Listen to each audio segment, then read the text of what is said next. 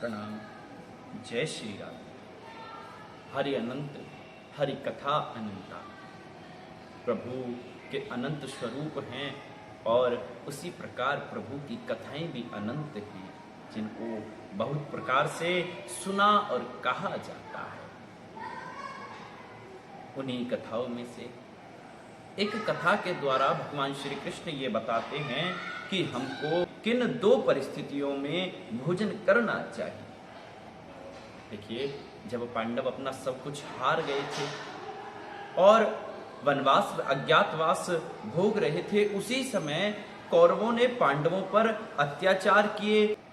विदुर जी ने जाकर धृतराष्ट्र जी को समझाना चाहा कि देखिए राजन, जो आपके पुत्र कर रहे हैं वो एक अन्याय है, आप अपने पुत्रों को रोको।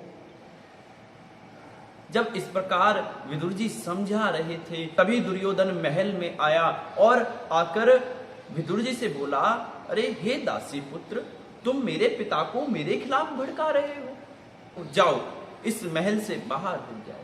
विदुर जी ने उसी समय मंत्री पद का त्याग किया और कदली वन में जाकर वहां अपनी पत्नी सहित ओम नमो भगवते वासुदेवाय मंत्र का जाप किया। जब पांडवों का वनवास अज्ञातवास पूरा हुआ तो भगवान श्री कृष्ण शांति दूत बनकर दुर्योधन के पास गए हैं, पांडवों के लिए उनका अधिकार मांगने।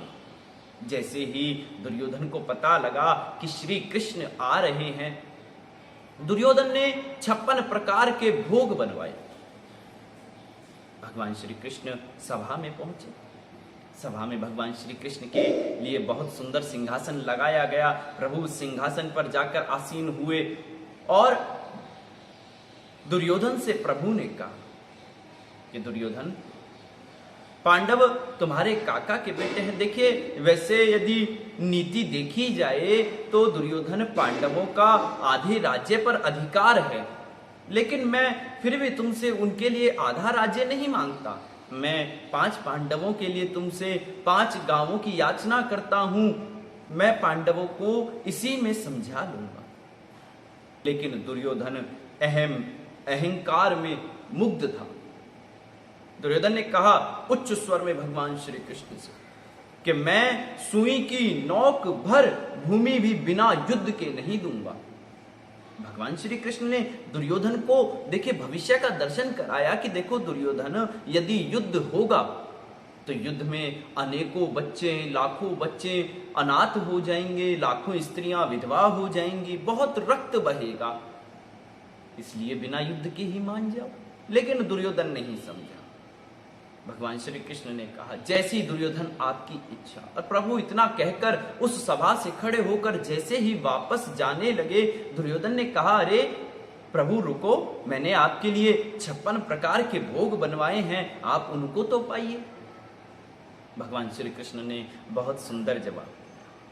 भगवान ने कहा देखो दुर्योधन, भोजन 2 अवस्थाओं में करना चाहिए। एक तो तब जब आपको बहुत भूख लगी हो तो आपको भोजन की ओर नहीं देखना चाहिए। जो मिल जाए, जैसा मिल जाए, उस भोजन को शांत सरल स्वभाव से कर लेना चाहिए।